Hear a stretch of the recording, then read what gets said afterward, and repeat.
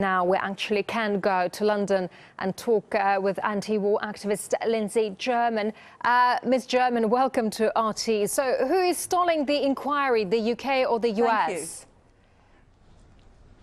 Well, I think they're both trying to block this inquiry. It was set up in 2009. It was supposed to report in 2011. It's now been pushed back to at least the middle of next year, and we think it may be pushed back even further than that. And they're saying they can't release American confidential documents, but this is something they must have known when they set the inquiry up. So they could easily release them. People in this country are becoming very perturbed about the fact that £8 million has been spent on this inquiry, but there's likely to be no outcome anytime soon, and that really seems to me a cover-up both on the part of the people who support Tony Blair and of George Bush.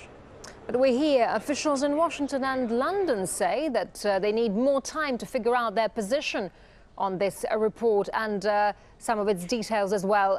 Why? Are they maybe censoring it? I think there's definitely very suspicious things going on here. The cabinet secretary in this country is the person who's blocking the things. He's now blaming it on the United States, but the truth of the matter is that neither he, who was an advisor to Blair previously, nor Blair, nor David Cameron, who supported the war, are particularly keen for the truth to come out. And it makes you wonder exactly what is in these conversations between Bush and Blair. There must be quite a lot to hide for them to be so worried about them being released. And I think surely it's in the interests of the public in this country and in the United States to have them released. After all, there was mass opposition to this war 10 years ago. It hasn't diminished. People still feel the same way. They still feel that we're living with the legacy of these wars, and they would like the truth to come out.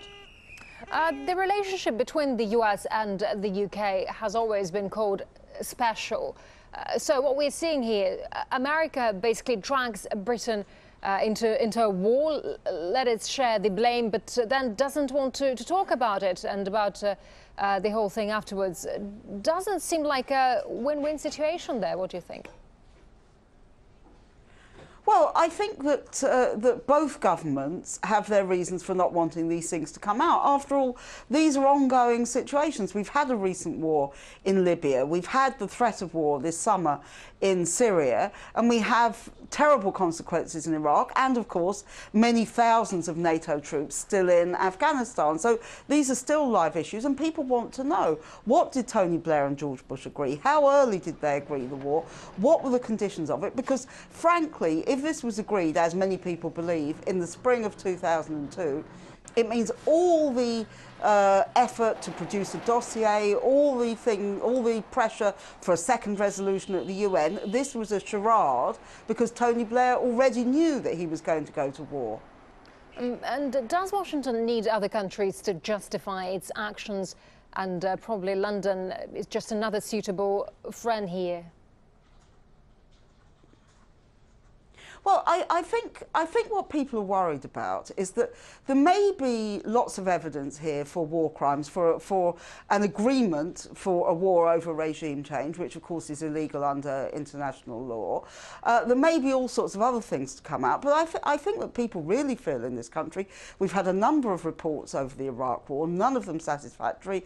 People felt that maybe Chilcot would be better because it was a much more thoroughgoing report.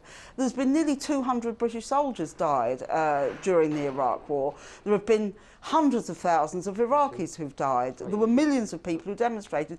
All of these people have the right to know, and it is absolutely shameful that our government and the United States government are trying to prevent them from knowing. All right, anti-war activist Lindsey German, live from London. Ms. German, thank you very much indeed for your time. I appreciate it. Thank you.